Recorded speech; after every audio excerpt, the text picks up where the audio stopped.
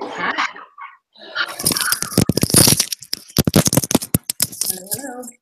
Let's I think I can hear you. Turn that off. I can hear you. I can hear you. Can you hear me? Yeah. Oh my god, it works. Can you turn that lamp on?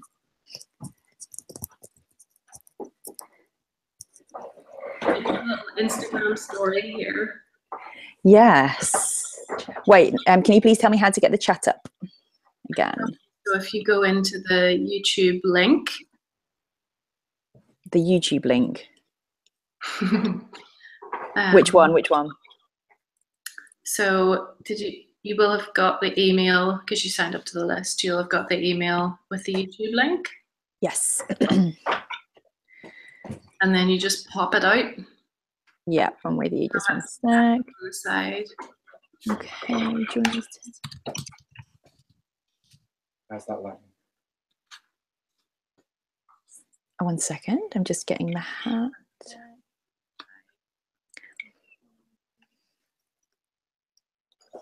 We've got 7 viewers. Hi, everybody. Hi, everyone. 10 viewers. Hi. 7 viewers. Hi, Stell. This is so fun. Okay, so when you're coming in, if you're on a desktop or a laptop or whatever, and you have the chat on the side, I want you to tell us, hi, Jules. I want you to tell us where you are. Where are you coming from? Send us a little message while we're getting ready, just to let us know who is here.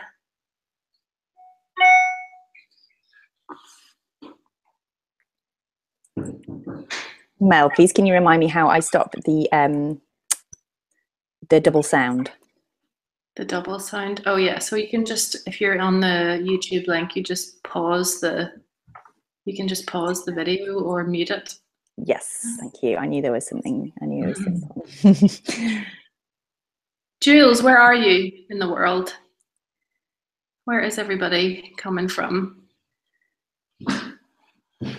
32 subscribers. It says 15 viewers on my screen.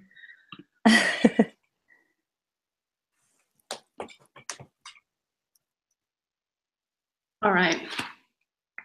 We have Estelle, who's in Tuscany, in the Cotswolds. Lovely. I want to go to the Cotswolds. Okay, I'm just going to do a really quick Instagram stories to say that we started as well. So am I. Is that going to like completely blow everybody's mind if I'm like doing it the same way? Hi everybody, we are live at my kitchen table. You're live on our webinar. Come and join us. If you have signed up, you'll have a link in your email. So come and join us. See you soon.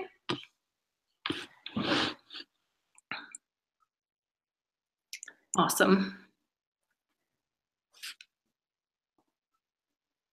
All right.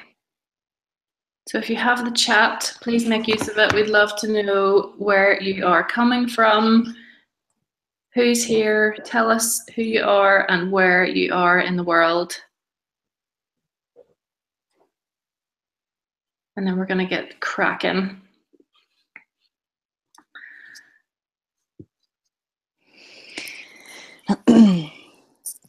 Just to also equally join in that I am in sunny Faversham in Kent. So yeah. In Grimsby? I don't know. Originally from the north, but now down south. Yeah, you're a northern girl. And I am in the beautiful Portadown, Northern Ireland, which is about 15, no, that's not true. It's about 35 minutes from Belfast, for anyone who's interested. Yeah, so we have a few people in. Please do tell us where you're coming from. Hi, Sarah. You're in London. You got the babies to sleep. Hooray, that's awesome. Hi, Katie, in South London. In it. Oh, I miss London. I miss London. I lived in London, well, southeast London for 10 years in Brockley before we moved to Kent. So yeah. You're in basically Greater London now, aren't you? Like you're not far from. Not far, kind of. And like it takes like an hour and 9 minutes to get to King's Cross from Faversham, so it's pretty close. Yeah. But I also get the beaches and the woods, so yeah, it's very nice. Both worlds. Hi, Rachel. You're here. And Rachel, Yes, I love broccoli too. Sorry. That's where you used to live, isn't it? Pardon? Broccoli's where you used to live. Yes. I'm just going to adjust this light 1 minute. You're in Cornwall, isn't that right, Rachel? Just moved to Cornwall. Getting your beach bum on. Hi, Lucy. Oh, hi, Lucy. Oh, it's rainy in Cornwall. It has literally done nothing but rain here all day long. And I mean, this is the first time the sun has shown its face all day. It's just been cloudy and rainy and drizzly and horrible all day. It feels like October. It really does. Yeah, it's feeling quite. Someone on my stories has got told me about Sortum, summer going into autumn. And I was like, it is such, we're having such a autumnal weather at the moment. Although we're going camping next week, so I am really hoping that it's not too soggy. I can cope with a bit of rain, but if it's torrential every day, it does slightly limit what you can do. But yeah. Oh, fair play. I am not a camper. Oh, really? I love it. We're not camping families. We haven't ventured there. Dave and I tried to camp one time. It's a good story. We went to a festival in Kent, actually. It was called the Hop Farm Festival. Oh, yeah. Back in about 6 or 7 years ago when we lived in London. Mm-hmm. And we bought tickets for camping, borrowed a tent off Estelle, actually, who's in the chat, and set our tent up, and we went to the gigs, and we saw Mumford & Sons and Laura Marling and Pete Doherty and the Kinks and all kinds of awesome shows. And then we went back to our tent, and it was like hotter than Hades that day. And we opened our tent, and it was so hot. We packed our tent up and we drove back. We drove back to Shepherd's Bush where we lived.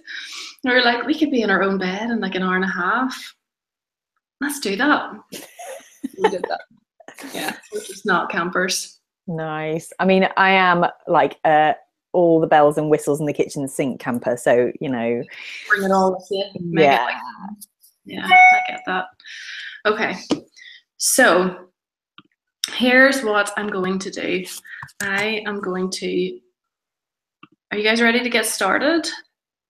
Plenty of us here, so let's do this.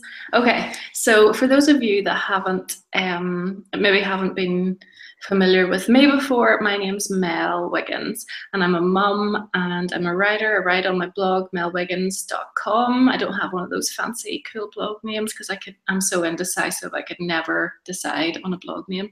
So it's just melwiggins.com, and so I write there, and I'm also a bit of an activist. So I have a part-time job where I work for a local charity, and I run a project for that charity looking at exploitation and human trafficking and slavery locally and regionally in Northern Ireland. So that's what I do.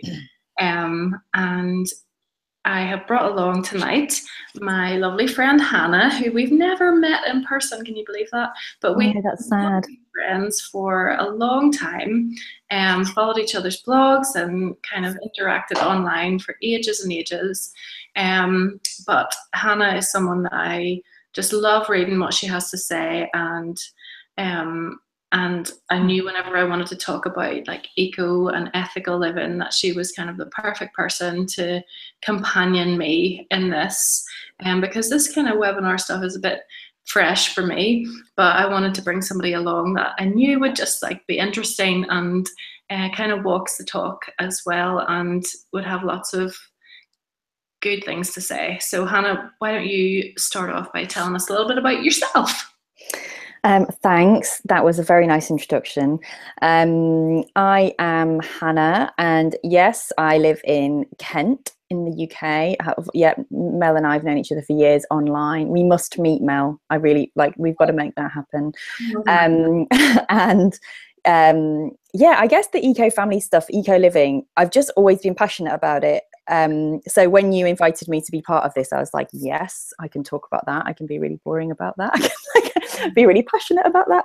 So yeah, so I kind of, yeah, sort of was come from a family that's sort of quite into it, and then I was really heavily involved in student politics, and then for quite a long time I was in consumer advocacy, and then I've sort of, after I finished those jobs, been figuring out how I sort of put my values into my family and how we can sort of walk the talk and make a difference kind of at home and with our family as well.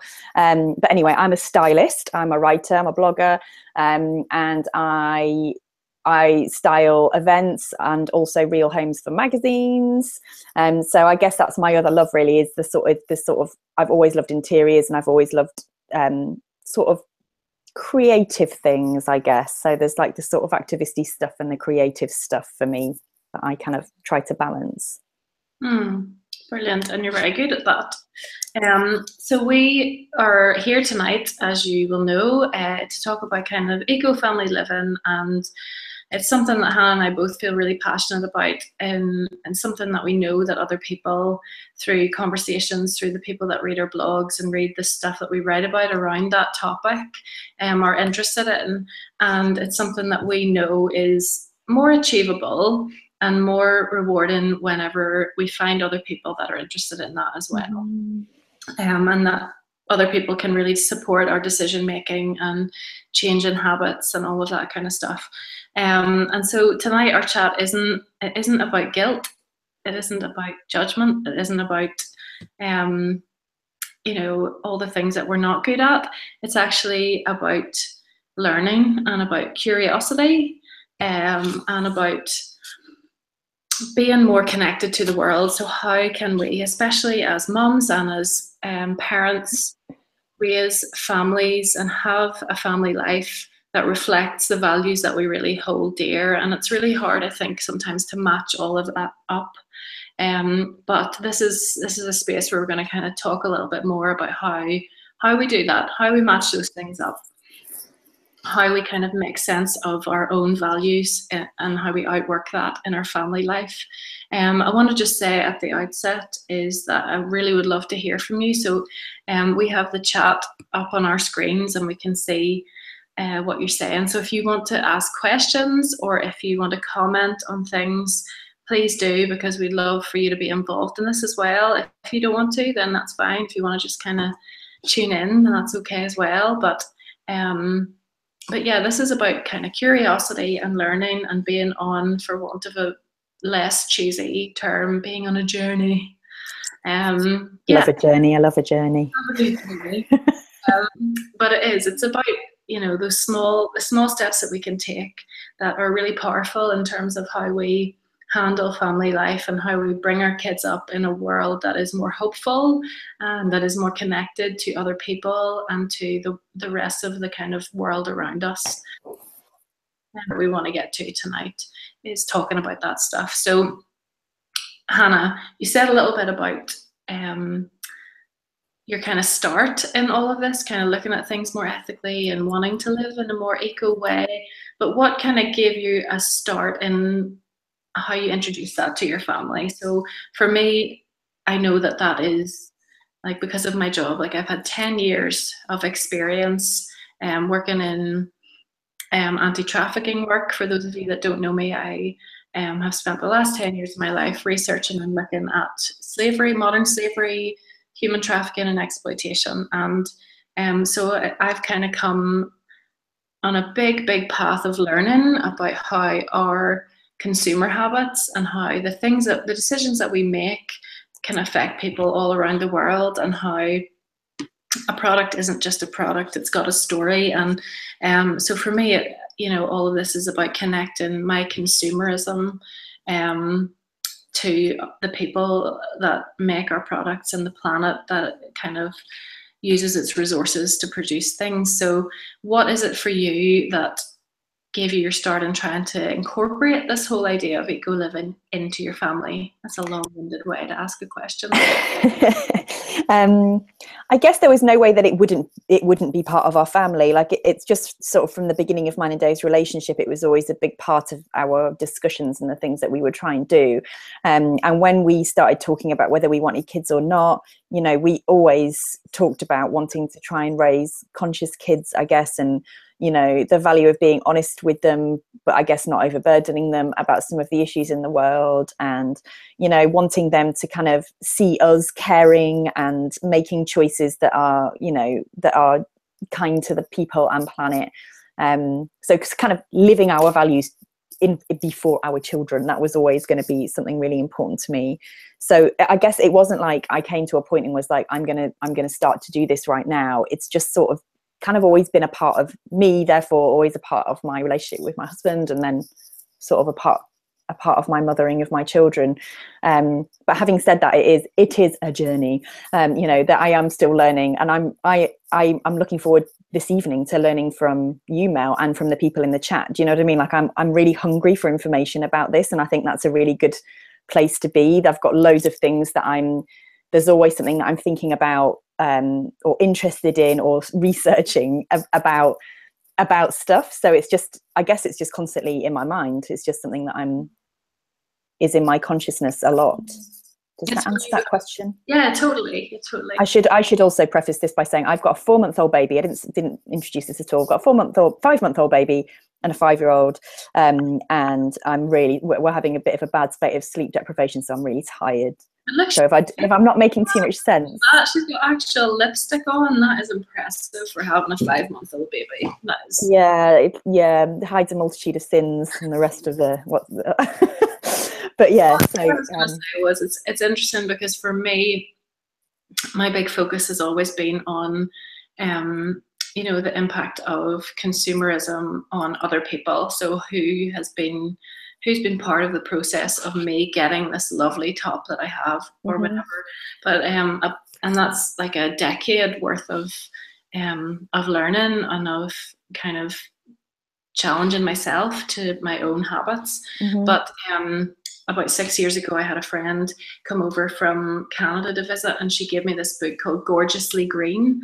Yes. I mean, it was a really cheesy book, to be honest, but there was lots of stuff in there that I didn't even realize, I think, about the beauty industry and about, you know, toxic products and chemicals in our everyday household stuff. And that really set me off on that kind of path of, actually, there's a lot of stuff in our house that is dangerous for our family. And, you know, we spent a lot of time, and I did a lot of experimenting. And if you're a long time reader of my blog, you'll know that I did a lot of experimenting with like DIYing my own products. And some of those things totally worked and I loved. And some of the things just didn't. And I found, you know, a more ethical alternative that was made by professionals that probably worked better. But with less waste as well. With less waste, yeah. Yeah, I had similar experience. Yeah. And food chains, Estelle's talking about food chains too. Yeah, that's a really interesting one. I was on a Twitter chat the other night with called #ethical hour, which is on every Monday night at 8 o'clock. And the whole chat this week was about veganism, and that's something that I have not really ventured into. We're really conscious about our food and food waste, and that's something that I'm really challenged by. The amount of food waste that we have. We have a whole system here in Northern Ireland, well, in our local area anyway, where we have a food waste bin, and then we put that into a bigger bin, and then they take that away and they compost all of that. So if you live in this area, you don't necessarily have to have, unless you want to, your own compost bin. But the council kind of does that for you, which is great. And then once a year, I think it is, they have this like giveaway of compost that you can come and pick up free compost that has been made through local residents' food waste, which is really good. So yeah, the food chain stuff and kind of doing the food thing ethically is a really it's a really big one, and I am really challenged by that as well. Um, and Hannah and I were talking just before we started the live broadcast about how it can be really difficult as people who are maybe more aesthetically minded, who really like beautiful things, and to have a home that is stylish and that feels like a reflection of them, to kind of battle against the consumerist kind of agenda of wanting to change up your home all the time and buy into trends and stuff. So Hannah, you've really come a long way, I think, with this, and I think it would be really interesting to hear from you a bit about what you've learned around that, because I think that's a really common thing, isn't it? Yeah, so being I guess, yeah, so as a stylist, I'm surrounded by other stylists, and beautiful spaces, events and homes. And yeah, it is difficult, not to just kind of end up assimilating everything that you've seen and becoming sort of homogenized with everybody else, but B, not just desiring things because it's the new thing to want as well. And that's a really tricky thing, I think, for lots of people to navigate. And, and it's, for me, it's just about having my own sort of internal compass about, do I truly love this? Do I truly need this? And one of the ways that I do this is I force myself to put in 2 or 3 checks before I click buy, where I really, really ask myself those questions. Who's made this as well is one of my big questions. But do I really actually like it? It's not just the case that those adverts that have followed me around the internet for weeks have just bullied me into it. Or do I actually need it? And then who's made it, and is it ethical? And I guess, yeah. So trying to have those stops and checks in place so that you're not just sort of compulsively like, oh, that person says that that's cool, or that person on Instagram has that really cool lamp, and oh my god, I really need it. So yeah, it's not, I'm certainly not advocating not buying things. I think it's important to have a space around you that brings you joy, that reflects who you are, that when you walk home, it really feels like you are coming home, that it's a deep exhale, and you be your most self, god, I am tired, at home.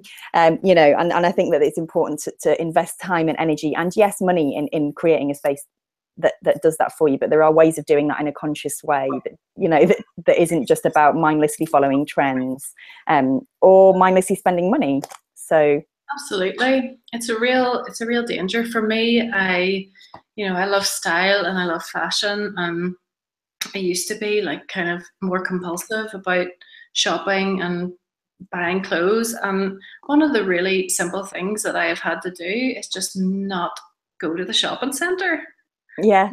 I know that sounds really simple, but I kind of hate it because it's just miserable in there sometimes, isn't it? But B, I just don't trust myself, and so I know that I can easily justify my way into buying something that I don't need and that I don't know the origins of. Katie's asking here on the chat about how do you find out who has made your clothes? Is there an easy way to find out? So one of the things that I do, and I'm pretty rigorous about this, and I've got that way just because of the work that I do, is that I just research the brand. Like I really do. Like I go into their website, I look for their policies, I see what kind of language they're using, and look and see if they actually are complying with some of the regulations and the standards that are out there for garment makers around the world. And also you can look on ethical consumer websites. So I use this a lot. Yes, I was just going to say. Yeah, it's a really good website. It's called Ethical Consumer, and you can go in there and you can literally do a search of just about any product that you are looking to buy. So the other week, and Hannah can vouch for this, we have a kettle that sounds like a rocket taking off. Like it is actually the noisiest thing, and it's disgusting, and it's not great, and we really need to replace it. It's a long time on the go, but I was looking up like what's the best ethical kettle, and so I thought, who'll know that? Ethical Consumer will know that.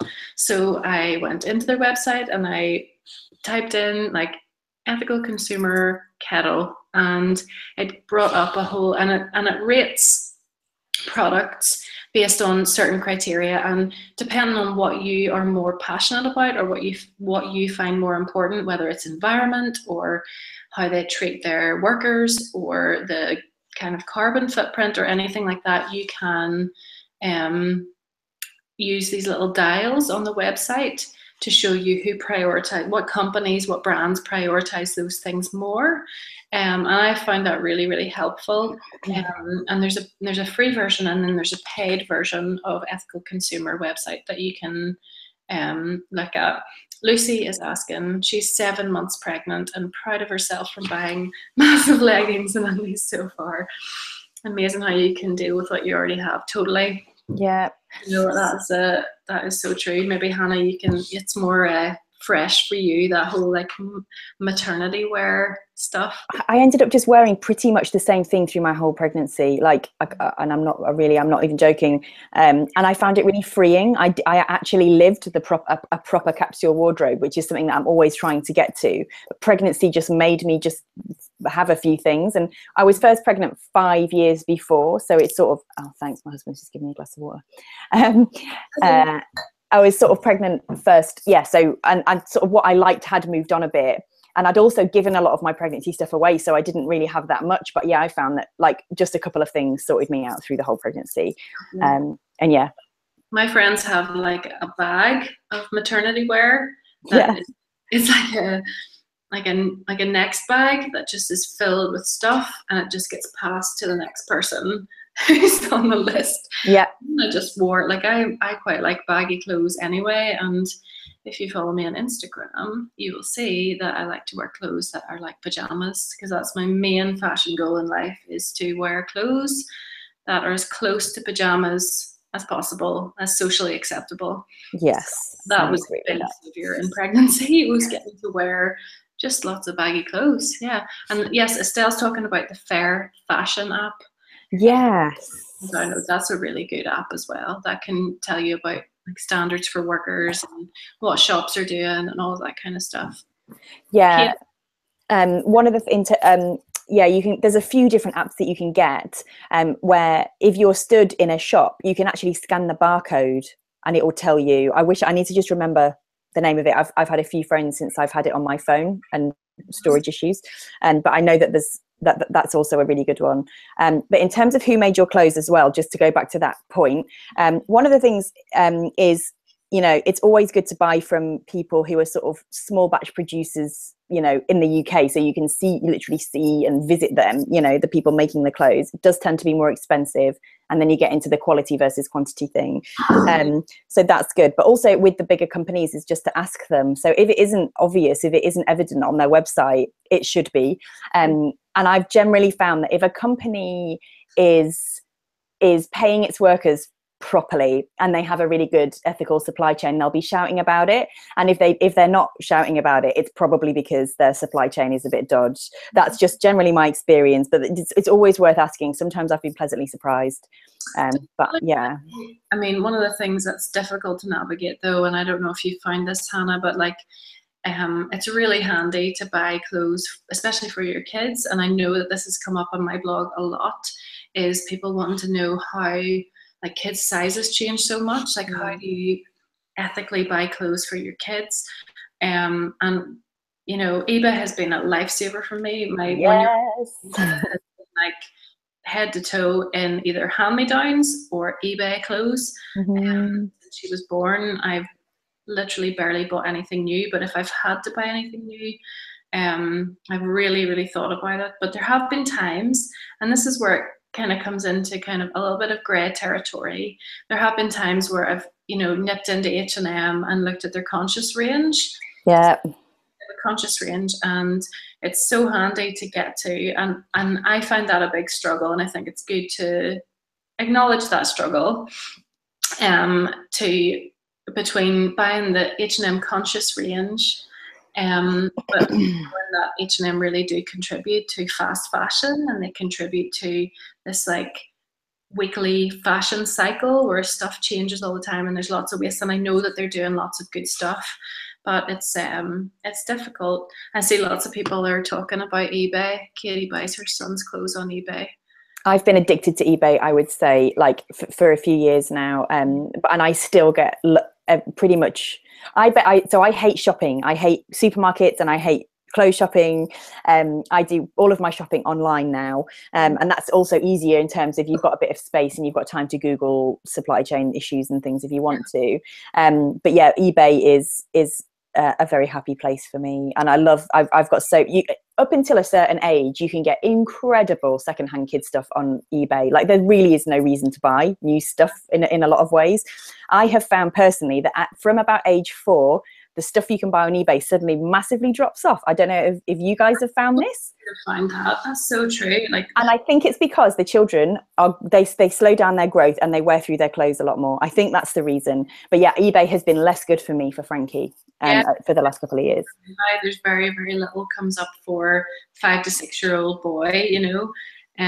But for Ada, like her whole summer clothes were bought on eBay this year, and there's always a little package coming through the post. Yeah.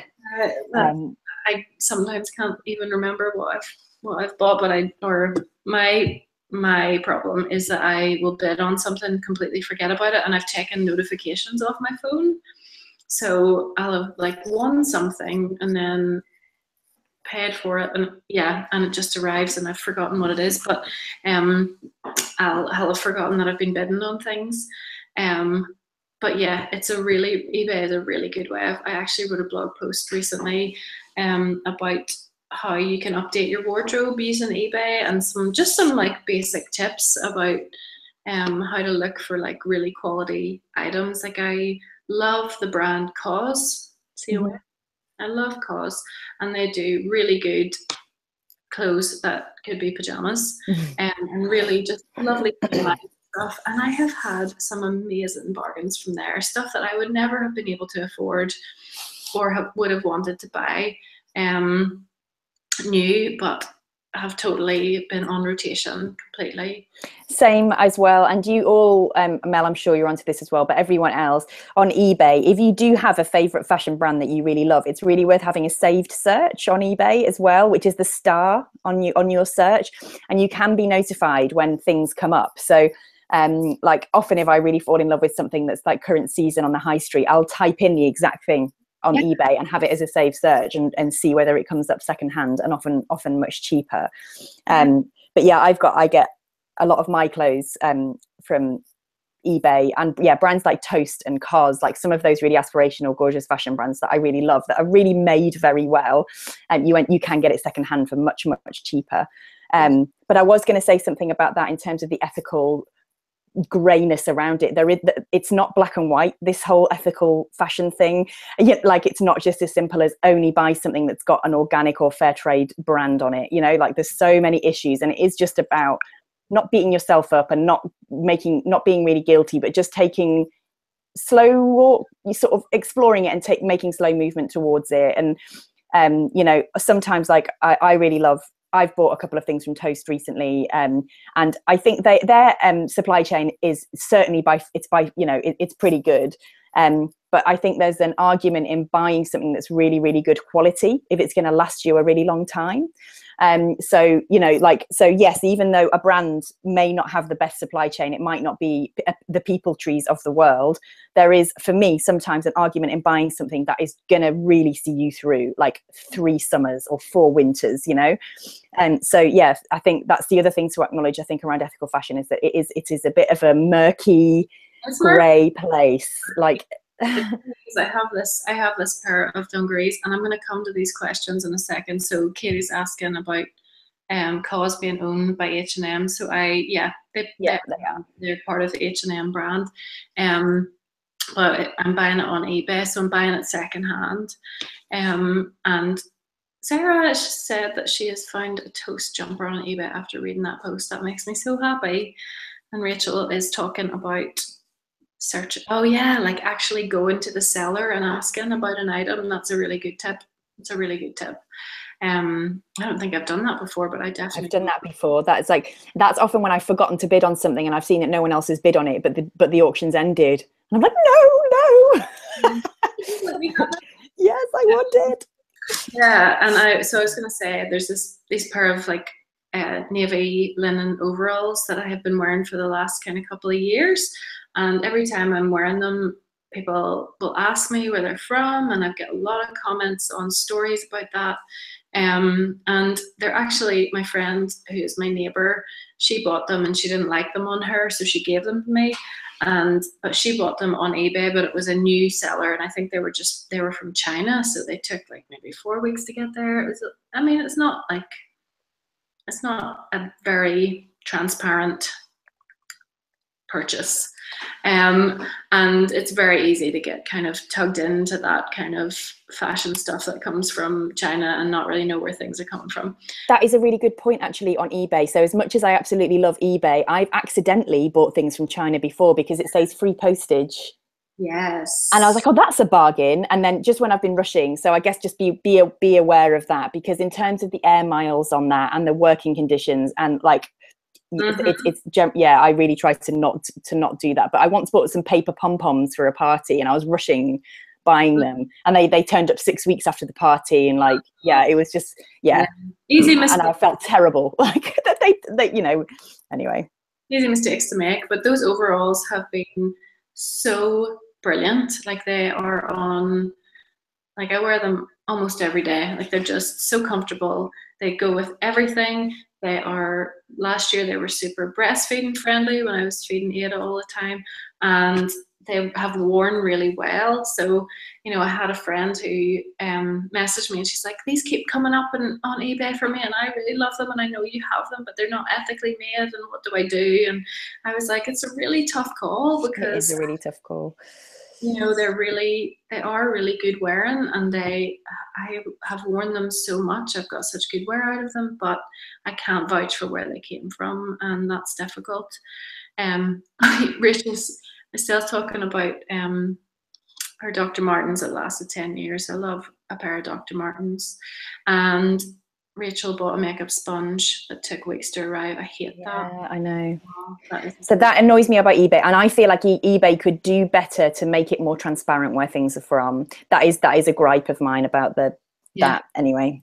Well, I mean, I've on that blog post, and I'm not like here to read my blog, but on that blog post it does talk about really checking where things are posted from, and you can do a search that shows like used items only, or like, I don't know, there's loads of different search items. Yes, Rachel, It was an accident. I know, that is easily done, but if you can, there's loads of different ways that you can search on eBay. It could be a bit of a minefield, but you can really narrow things in. And it's such a good way of doing shopping ethically cheaply as well, because I think one of the other things that is sometimes tricky is that the more outwardly ethical brands, like the brands, so there's a website called Fashion Conscience, which sort of amalgamates all of the fashion sort of ethical brands that are also really good, as well, like, so that anyway, but so that, but they do tend to be more expensive. Stylish. Pardon? More stylish. It's more stylish, like that. It's a really well curated set of stuff, but it is more expensive. And I think another thing that in terms of balancing budget versus ethics as well is holding back on buying, as maybe, if you wanted to buy lots and lots of things, and choosing instead to buy one thing ethically made that's going to last you a bit longer as well. There's that argument as well, which I really try to do. So yeah. And Estelle's talking about like ethical makeup and beauty products, and she's been no poo for 2 years. Oh yeah. Really, which is really amazing. I tried it for about 5 weeks, and I really struggled with not shampooing my hair. And so it's one of those ones for me that was more of a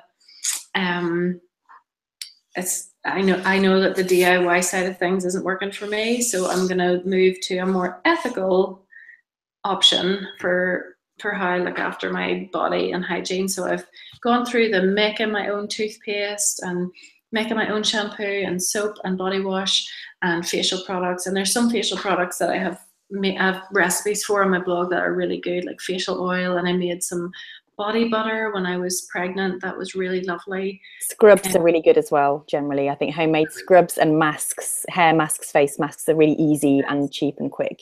And then there's some things that I have just been really keen to leave to the professionals and buy from brands. And I think this is what's really important, is that there are some brands who are small who are really trying to do something against the grain, who are trying to kind of break into an industry that is saturated with using toxic chemicals. And I'm really passionate about supporting those brands, especially when their products deliver, and they're really good products. So for me, I use the ethical. What is the website? Ethical Superstore. That's the website that I use all the time. And I'm waiting on a delivery from them at the minute to top up on our baby bath products. And I'll buy some food, some like bulk food items from there. And Emma's talking about ordering some shampoo from Kind Natured. I've not heard of that. No, I haven't heard of that. Oh, I've got so many things to talk about. I just need to try and get my tired brain in gear. So, yeah, beauty products. Yeah, I'm similar for me. So there are some products that I make myself still, and I have done for a few years. And again, the recipes, I think I've got some recipes on my blog as well. But then there are some products like shampoo that I do buy.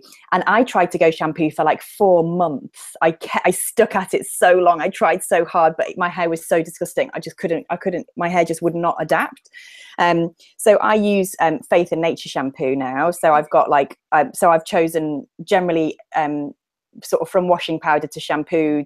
I sort of have, I'm constantly working towards not having any chemicals in my home. But in terms of the link to ethical consumer, I am part of a food co-op in Faversham. So this is another sort of a hack, a tip in terms of, again, getting ethical food stuff. Sorry, we moved on to beauty. We're going back to food. Sorry, but yes, cheaply. So my friends and I have got an account with Suma, who are an ethical food wholesaler, and I buy my shampoo in 5-litre tubs. So because of packaging is another issue. Oh my god, there's so many issues that we could talk about. Like I'm just aware that there's only 20 minutes left, and we've like literally barely scratched the surface of all the things that I wanted to talk about. But so that's a really good way, like in terms of buying products that aren't going to fill your body and your house with chemical crap, buying products that are low on packaging and cheaper as well. So you have to have a £200 minimum order, which is why people form co-ops to do it. So that was just going to be one of my tips as well in terms of getting access to those beauty buys. And it's really good for baby products. You can buy nappies, wipes, and baby like in massive quantities. And it's how do you decide like do you just divide it equally? Like what happens? So what happens is we have one account, and then we go on and I'll often buy 2 whole trays of chickpeas because I get through chickpeas, and it works out so cheap per can of organic chickpeas. And then we have a split thread on our Facebook group. So people will be like, howdy, okay, there's 12 packs of toilet roll here. I'll take 2. And then I'll be like, oh, I take 2. And we each take turns to put the final order through. And the person who puts that order through receives the delivery, and then splits out the stuff. And then we all go around, and it's actually quite social. You all kind of go around and end up having a cup of tea. Really brilliant. I love that. Yeah. So that was going to be one of my tips as well. But yeah, back to, yeah. Do you want to go back to beauty? Sorry, I took us on a tangent for a minute, and then we'll kind of move on to some family stuff. But yeah, go for it with beauty. Like, so Katie's asking, what kind of products do you make yourself? So face masks and scrubs, and things like, so in winter I love a porridge bath. I need to call it something, an oat bath. It's just oat bath, oat bath or a milk bath. And so it's not really a product. It's just, putting some things together to have a really lovely relaxing bath. But it's as well, like porridge. Yes, it's so good for dry skin.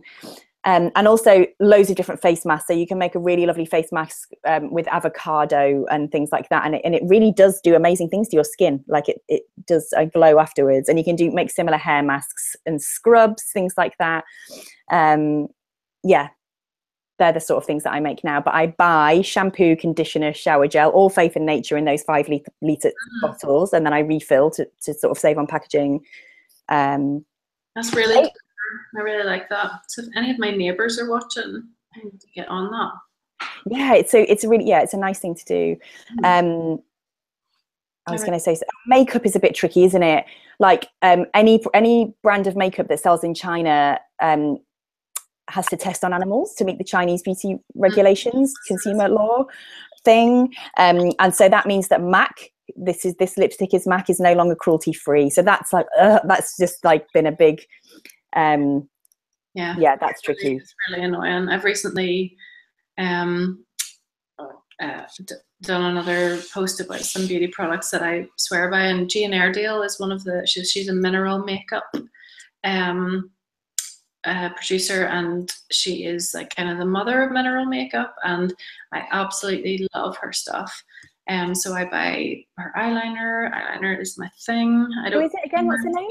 Can you believe that? I don't wear mascara. Oh, what's the name of the brand? Jane Airedale. So I'll put it in the chat here. And she has a BB cream that is like, that's all I wear is just her BB cream, and it's really good coverage, and it's got SPF, and it's totally natural. Yes, and someone else is saying about Wilda. Yeah, I really like that. Their products are really good, and it's so easy to get stuff like that now. Like you can go into Holland and Barrett, which most high streets have, like a Holland and Barrett or a health food shop, and they have a range of like natural beauty products. And if you're a real like beauty aficionado, like you'll want. I'm not. You know, I'm not either, but I do like a good makeup. Like I do like, and I spend money on the good stuff because I really like how it makes my skin feel and how it, you know, contributing to a brand that a woman has created that is non-toxic and all of that. So that's a whole other element to it. Sukin, yes, Sukin is. I haven't heard of Sukin. Yeah, so that's Australian brand. That's an Australian brand, and they do face products and hair care, and I really like their shampoo.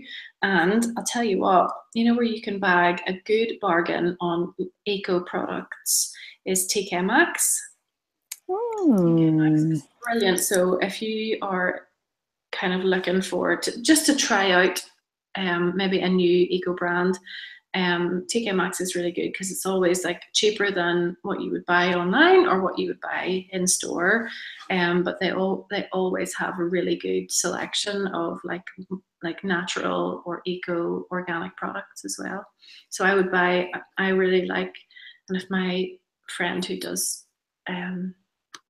skincare, Victoria, is watching this, she's going to be really cross with me because you're not supposed to use face wipes on your face, but I use the Yes to Cucumber face wipes on my face, and I love them at night. And I get those at TK Maxx, and they're like maybe £1.50 cheaper than they are in Holland and Barrett or online. So top tip. Yes, TK Maxx is where I got Sukin as well. That's where I got that to start with. I use their conditioner sometimes. It's really nice. But what I wanted to just kind of veer into a little bit is some of the, you know, this is kind of a chat about eco family living, and a lot of this stuff is more about us and how we care for ourselves, how we dress ourselves, all that kind of stuff.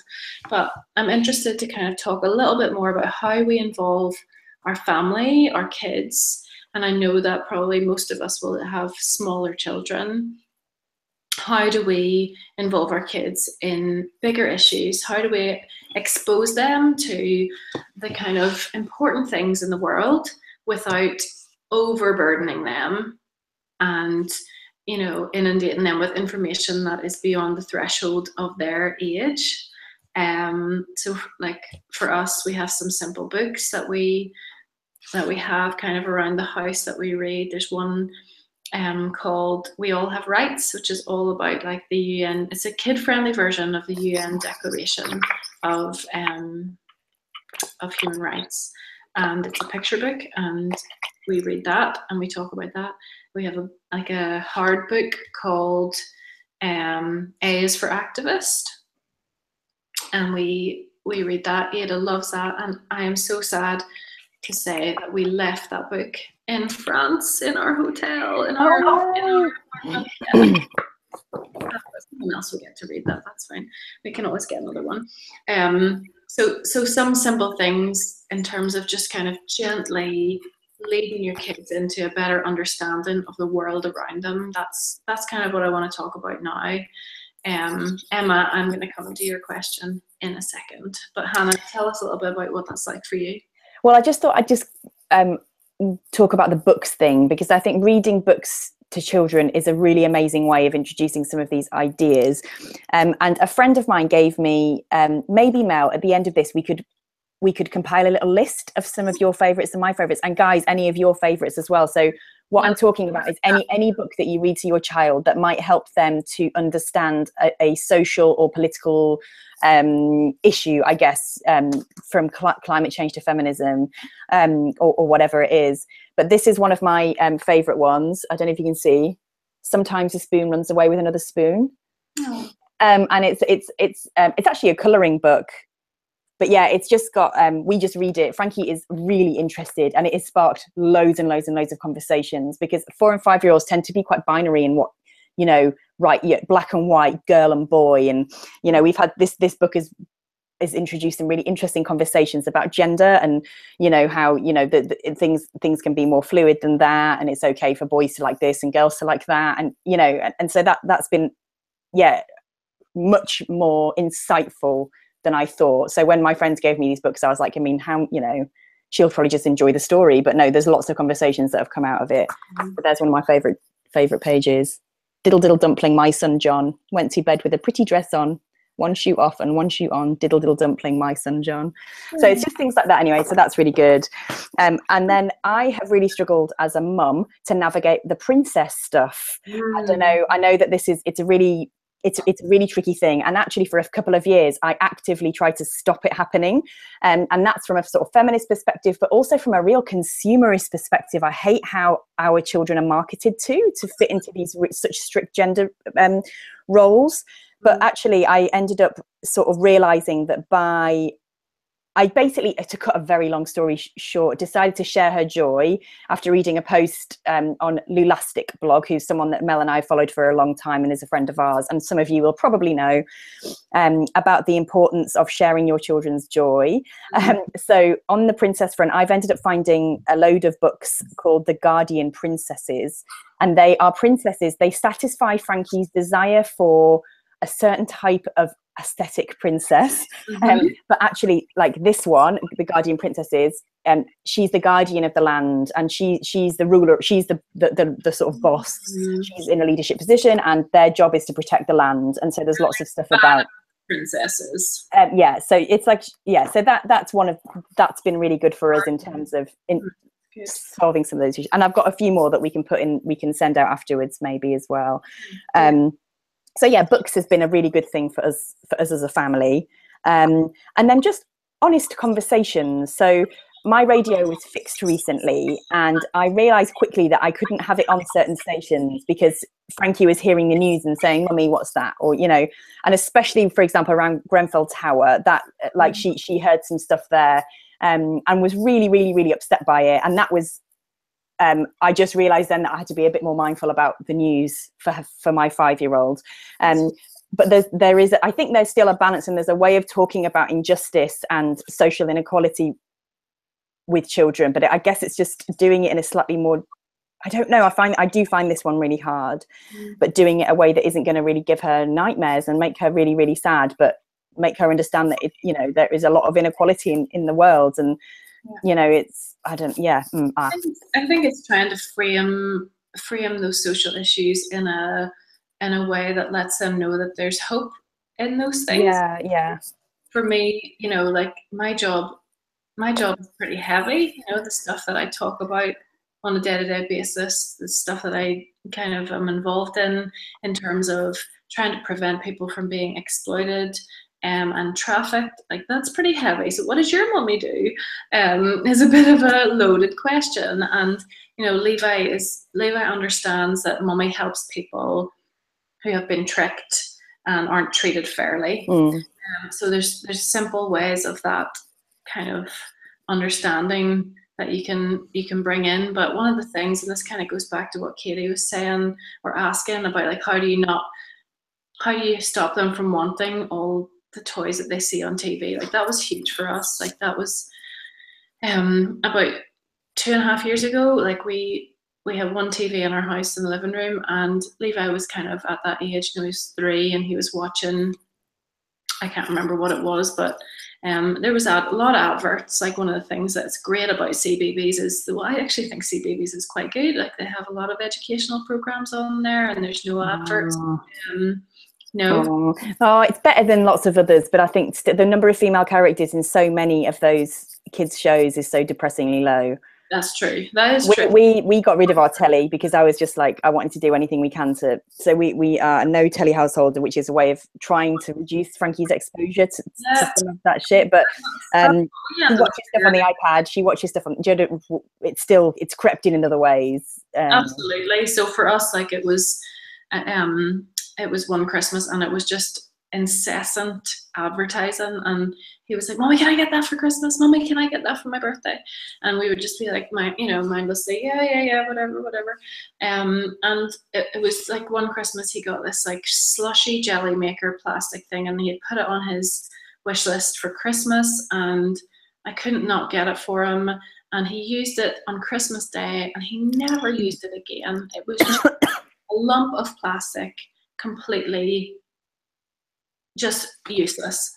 And so I went out for, Dave and I had kind of casually talked about getting rid of our TV for a while, and I went out for coffee one morning with my friend just before Christmas and came home, and the TV was gone. It was just out of the house. It was down, well, we have a basement, so it was in the basement and unplugged and not used. And it was weird for a while, because as a parent of a small child, it's like a buffer, isn't it? You need to go and put sausages on the grill, and so you put them in the living room and you put on Paw Patrol, and that's you getting to peel potatoes or whatever it is that you do for dinner. But like Hannah said, it has crept in other ways, like, so Levi has a tablet. It's not an iPad, it's just like a cheaper version of that. And he watches YouTube, and YouTube is massive. Have to be really careful on YouTube, don't you? I find we're trying to get, like, Frankie loves YouTube. Like, Frankie's hilarious. Just a side note, her favorite thing to watch on YouTube, like, she's obsessed with pregnancy. So weird. So she likes to watch pregnant people dancing. Okay, so I know it's really, really weird. Or can I watch it? Can I? Or pregnant people swimming. And I'm like, oh man, my search history, I don't know, like, this is a bit, but yeah, like, you have to be really careful. I can't just leave her with that, because it goes on to some really horrible, weird stuff.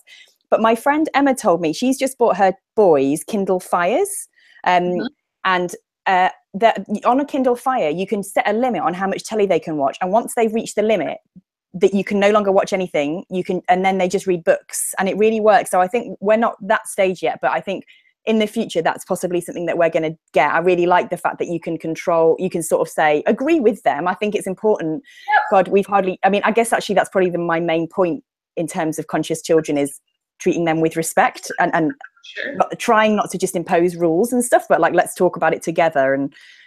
And sorry, I'm firing all over the place, but yeah, and then say, okay, let's say, what about an hour a day, and then let's set an hour, and then here's some of your favorite books to read, or here's some really cool games that you can play after that point. And I'm not following this chat, sorry, I'm just So they're talking about tablets, and Katie is talking about, we spend so long watching other children play with toys. Levi went through a page of like the open an egg videos, and like, thankfully Frankie's not gone there. I don't know why. So I don't really get it, but I've just heard that it just is, in terms of the consumerism side of it, it's just like, yeah, children, it's like crack, right, for children. They just want more. So these kids are like these YouTube sensations, and they get sent like 100 Kinder eggs to open, or 100, which is ridiculous on all kinds of levels. And then they just sit in front of a camera, and their parents are kind of talking to them from behind the camera, and they're opening these, and they're showing, oh, we've got a Mash'ems, and and I don't know all the lingo, but I hear it sometimes. But he's kind of moved on from that. I guess we've I wonder if we've been a little bit sheltered from that, because for a couple of years Frankie's been going to a Steiner school, and generally in Steiner they discourage telewatching and stuff, so the children in Frankie's class are all from similar kind of minded families. I don't know, I'm just guessing. Yeah, no, I mean, it's he's starting mainstream school in a few weeks, so I will, do you know what I mean, like I think it might be, we'll see, I'm ready for it. But like, yeah, we'll see. It definitely is a thing, but he's kind of phased out of that. And yeah, Rachel's talking about Netflix. He has Netflix, and that's really the only thing that he watches. And even though it's advertisement free, it's still the messages in the programs. Yes, it is. You have to kind of watch that and be careful of that. And I'm happy for him. Like, I know, like, we kind of, I often think of our day in terms of like sections. So like, if he's had a lot of busy time and outside time, or he's been doing something that has kind of got him out and away from screens and all of that kind of stuff, I'm happy for him to spend time watching stuff on Netflix. I don't, he enjoys it, and he, unless it really kind of makes him crazy or whatever, or makes him really wanting things, I'm not really into, limiting him. He's kind of coming to the age, he's 6 now, he's coming to the age where he will naturally turn that off himself and stop watching when he's had enough, or he'll just be tired of it. But yeah, it's a hard one to get boundaries right with. It is really hard, I guess, in terms, like, we could go down such a hole on screen time in terms of like, let's but I was just going to bring it back, link it back into the sort of the time outside thing as well. Yeah, one of the things that we try to do a lot as a family is spend a lot of time outside. It doesn't always happen, but that's like one of the I guess I really wanted that for Frankie, and she'll often still, even if she wants to watch something, because she definitely on the iPad, I need to get onto this Netflix, you're all talking, saying Netflix is the thing, and I'm like, okay, we need to sort this out. But yeah, is she will still choose to go to the woods and stuff, and I guess I think that again, that might change when she goes to school and stuff, and but I think where I'm clumsily trying to get to is by choosing to spend our spare time as a family outside as much as possible, that there's a benefit there in a wider eco sense, in terms of grounding children in what's happening in the seasons, and just noticing stuff about birds and trees, and by noticing it, coming to care for it and ask questions about it and understand what's happening a little bit more as well. And I think that also links a little bit to eating seasonally, which is another really great way to, a really great eco step to take as a family as well.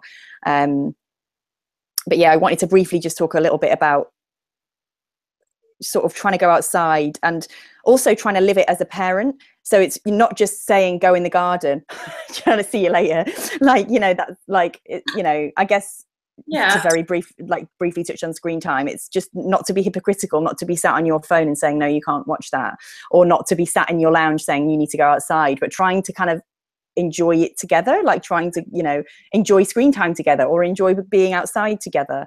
Yeah, absolutely. Just even last week or the week before, like the baby had gone for a sleep, and Levi, I don't know if you like follow me on Instagram and stuff, it looks like I only have one child, because it's really just the baby on there all the time, because Levi has got a little bit more vocal about not wanting to be online and stuff.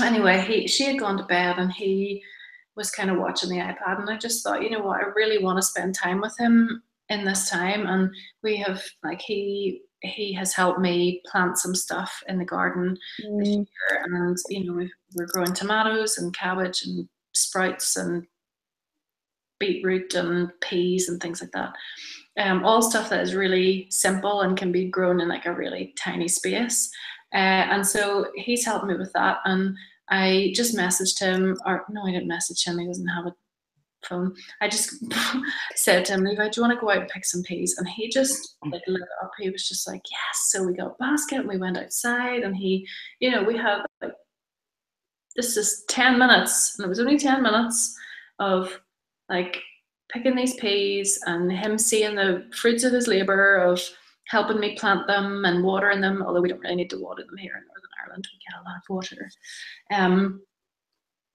And just, you know, we brought them in and we shelled them and we were eating them. And it's stuff like that where you intentionally choose to do that. I think that's really, I get what you're saying, where you make a choice instead of doing this, we'll do that, and that will help us connect to each other and connect to what's going on outside a bit more, which is in all kinds of scientific ways proven to be so much better for our well-being than staying inside. And also, I just find it's always harder with kids when you're inside. Yeah, I am such an advocate. I'm an advocate of if things are going to shit in the day with children, is to take them outside or put them in the bath. That's my other thing as well. But anyway, yeah, they seem to solve all of the issues in our house anyway. Outside in the bath. I totally respect you for the allotment as well, the veg growing. So we've done it in phases over the years, but it's so much work. It's so much work. So when we first moved to Faversham, we got an allotment and we shared it with 3 families. And even with 3 families sharing, we still got chucked off the allotment for for abandoning it. So yeah, that's something that it's totally in my future, growing my own veg and having a small holding and a flower farm. Don't get me started. But for now as well, you know, we don't grow veg, but we are making the transition away from I'm trying to move away from supermarkets. That's one of my things in terms of packaging and ethics, and moving more towards like a veg box scheme and local markets. And yeah, so Frankie does get excited about the stuff that comes in our veg box and like shelling the peas and stuff like that, but it isn't the same. But you know, yeah. But I mean, like when I say, like, we don't have a massive garden and most of it's grass, and we inherited lots of like mature shrubs and things like that. But like, you can grow so much in pots. Like I'm not always successful at that. And you can, even if you feel like you've started too late in the season to grow things from seed, you can buy things that are kind of partially grown and plant them in pots and stuff like that. And you don't have to have like a big amount of space. You can even have a balcony, or you can have, you know, a small amount of space just to have a go. And it's just that whole aspect of like connecting in to nature. Odd Box, Katie's talking about South London. There's a box called Odd Box. It's all wonky veg. It's been rejected from that's awesome. Good idea. Then, sorry, I was you go. In terms of like connecting your kids to kind of social issues and stuff like that without overburdening them, like I found it really helpful to look at what's going on locally that we can champion, or that we can, you know, have a say in. So like in our local area, there's the council has given permission loosely to have a big part of a further education building, a new build, be taken over a green space by the lakes in our local area. And there's a big kind of protest and upheaval that would happen if that was to go through and come to pass. And it's really the first step in redeveloping a big green space that a lot of families use in our area, and that we use, that we walk around and we ride our bikes around and all of that. And, you know, they have had some protests at our city, at our council area and at our council buildings and at the lakes themselves. And we have taken Levi to those things, and we've got him to make posters, and we've got him to kind of understand a bit more about why it's really important that natural habitats are kept, and that, you know, like there's other places where they could build that isn't going to disrupt wildlife and isn't going to disrupt families connecting with green spaces and all of that kind of stuff. It's controversial, but I think it's important to kind of bring your kids into those things. And it's always been very family friendly. It's not been aggressive. It's been family friendly. And we really wanted to do that. Yeah, that's similarly, Frankie's sort of come along to a couple of demos, although recently some of the big demos that I really wanted to go to in the last year, I was really heavily pregnant and couldn't kind of manage, I couldn't face going into London for them. But yeah, I think we can. I think, you know, you pick and choose little things that maybe are really important to you. And you know, when it comes to maybe not feeling like you can ever do enough, like I know even in this conversation, we've covered a lot of ground and we've covered a lot of, So much. you know, and there's offshoots for all kinds of issues of things that are really, really difficult actually to navigate, and you feel the guilt of maybe not doing enough, or that, you know, the fact that you do X, Y, and Z just doesn't seem to make a difference. Like, what does it really mean? And I think it's really important that we really recognize the small steps, and that we cannot do it all. That eco-family living, that being ethical in how we live our lives, isn't a destination, but it's totally a sum of small choices that we can make that Yep. reflect and model an ethos and a family values that we want to uphold and model for our kids. And actually, you know, you talked a little bit about this as well, Hannah, but just being a learner, you know, I want my kids to see me learning all the time. You know, I don't ever want to come across to them like I have it all together and that I'm self-righteous and have, you know, that I'm doing everything right. You know, I want them to see empathy from me, and I want them to see learning from me and curiosity from me. And I think that that's a really good way to look at this, is to show them that you're always learning and finding the time to be a learner and to pick something. I think all of us can like find something that, in terms of an ethical issue, that we feel really passionately about, and we can pick that issue and really go deep with that, instead of feeling like you need to know everything about everything, but find something, one particular issue, whether that's, you know, about like recycling or about plastic use or food waste or ethical fashion or toxic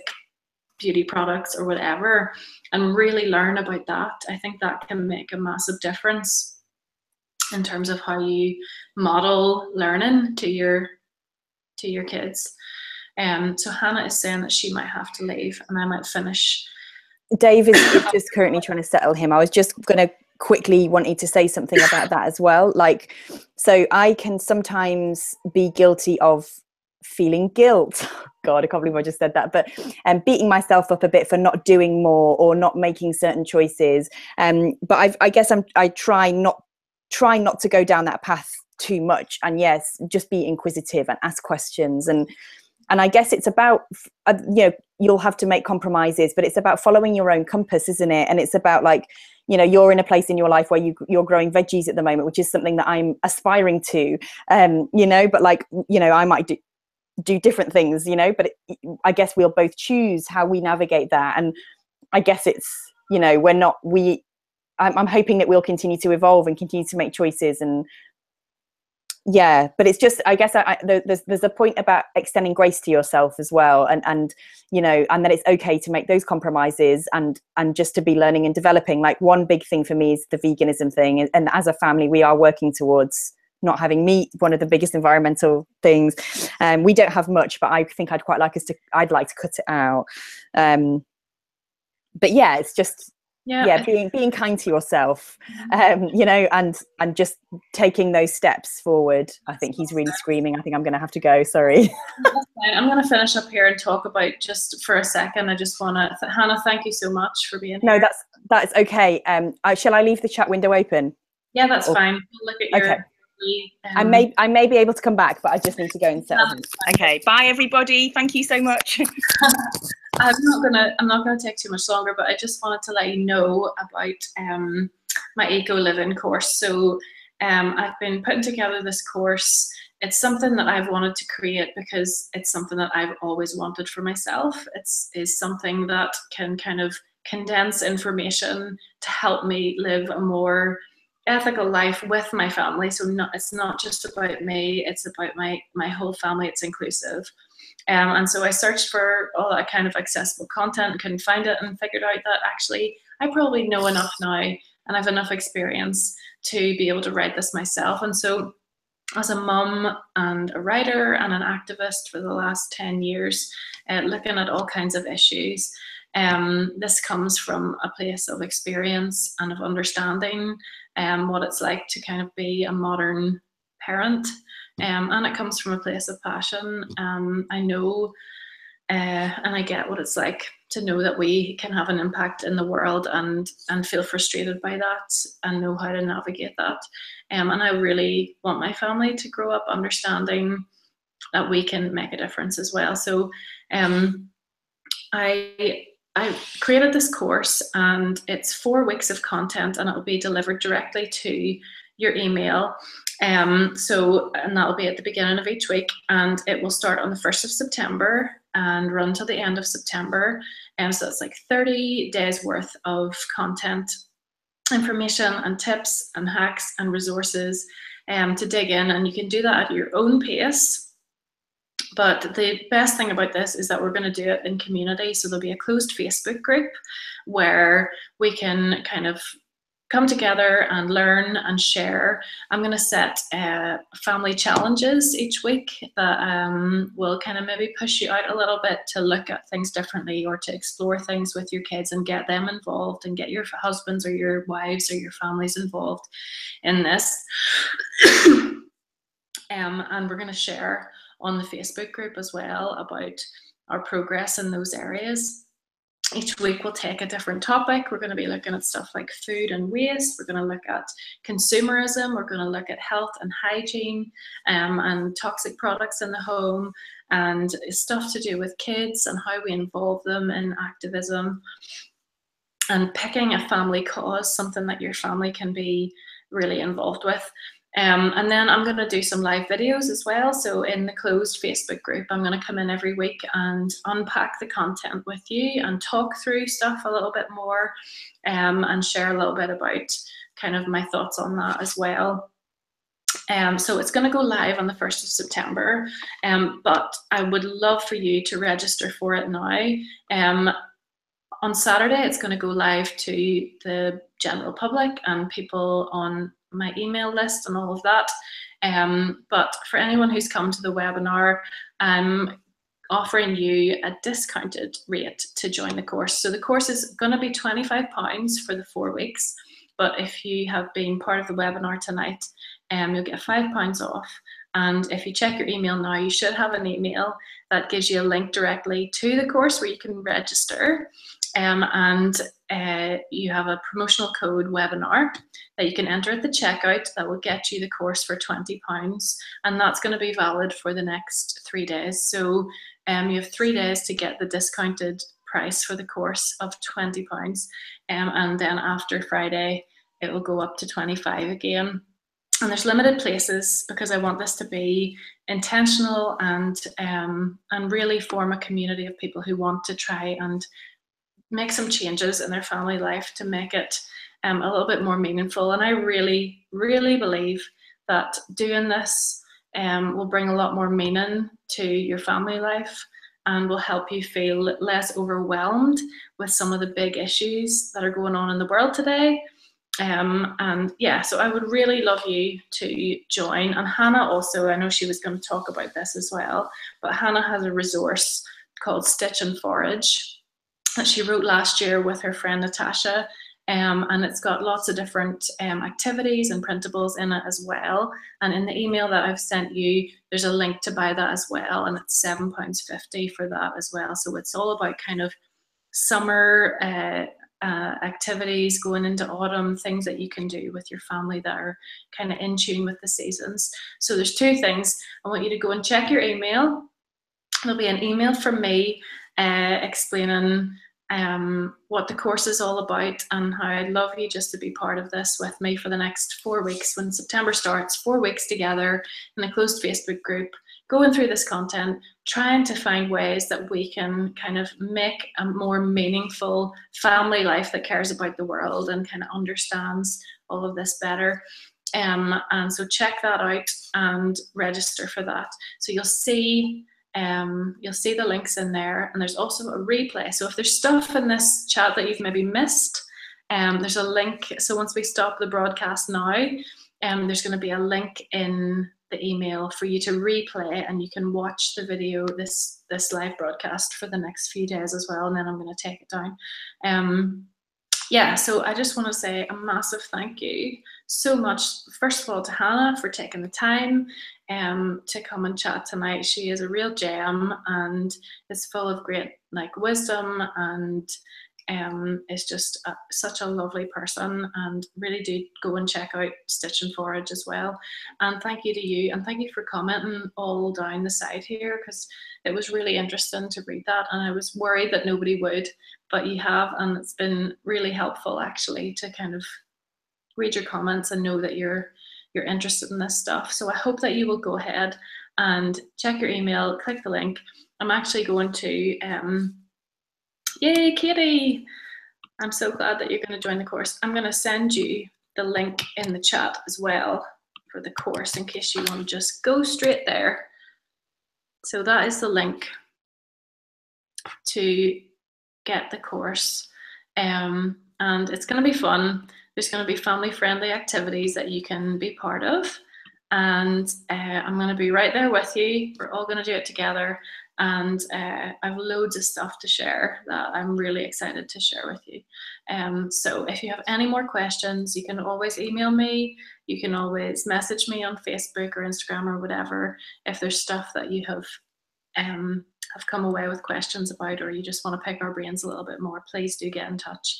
But as for now, I'm going to sign out, and I'll hopefully chat to you all very soon on the course. Thank you so much. Good night, everybody.